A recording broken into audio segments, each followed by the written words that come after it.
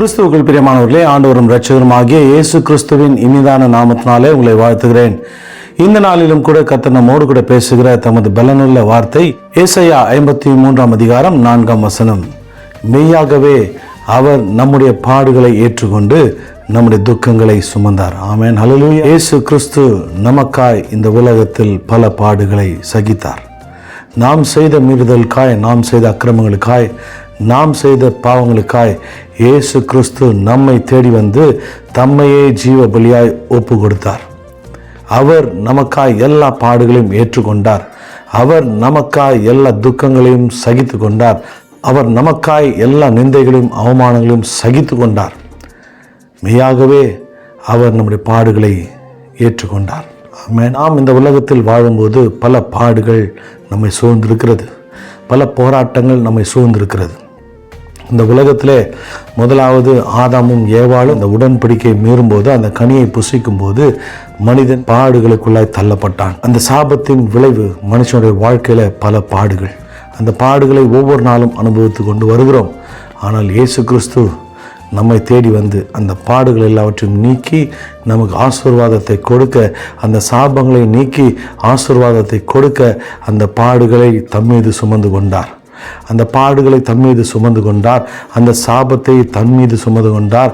அவரே சாபமாய் கல்வாரி சிலுவையிலே தொங்கினார். ஆமென். அவர் நமக்காய் பாவமானார். அவர் நமக்காய் சாபமானார். அவர் நமக்காய் பல பாடுகளை பட்டார். நம்முடைய வாழ்க்கை சந்தோஷமாய் மாற, நம்முடைய வாழ்க்கை ஆசீர்வாதமாய் மாற, சாபம் இல்லாத வாழ்க்கையை நாம் வாழ எல்லா பாடுகளையும் இயேசு கல்வாரி சிலுவையிலே ஏற்றுக்கொண்டார். அவர் ஏற்றுக்கொண்டார். நம் துக்கங்களை அவர் சுமந்தார். நம்முடைய கண்ணீரை அவர் சுமந்தார். வேதனைகளை அவர் சுமந்தார். இந்த பார சிலுவை அவர் சுமந்தார்.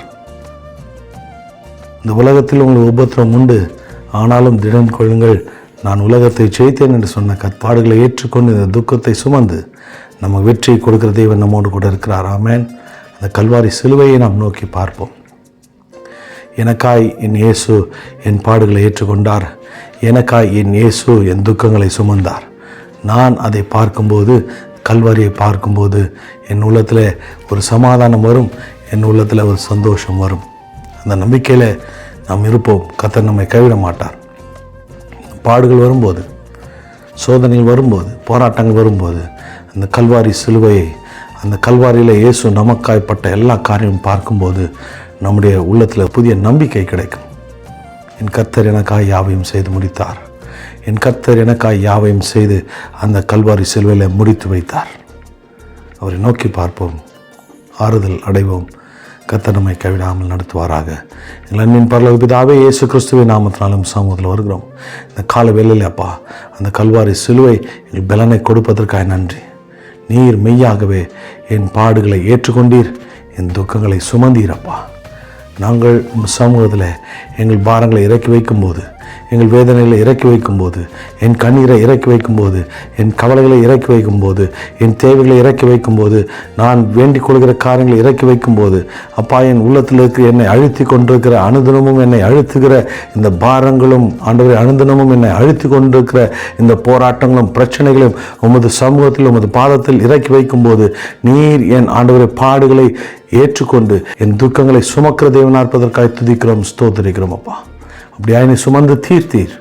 அது கல்வாரியை நோக்கி பார்க்கிறேன் ஆண்டவரே. எனக்கு ஒரு புதிய பலனை அது கொடுப்பதற்காக ஸ்தோத்திரிக்கிறோம். காத்துக்கொள்ளும் வழிநடத்தும் இந்த நாளையும் கரத்தில் கொடுக்கிறேன். என்னை நடத்துவீராக. உமது கரத்தில் என்னை அர்ப்பணிக்கிறேன். இயேசுவின் வல்ல நாமத்தில் பிதாவே, ஆமென், ஹல்லேலூயா. கர்த்தர் உங்களை ஆசீர்வதிப்பார். அவர் உங்கள் பாடுகளை ஏற்றுக்கொண்டு உங்கள் துக்கங்களை அவர் சுமந்தார். இனி நீங்கள் சுமப்பது கர்த்தருடைய அன்பை, இனி நீங்கள் சுமப்பது கர்த்தருடைய வார்த்தையை, இனி நீங்கள் சுமப்பது கர்த்தருடைய ஆசீர்வாதங்களை. கர்த்தர் அப்படியே உங்களை ஆசீர்வதிப்பாராக. ஆமென்.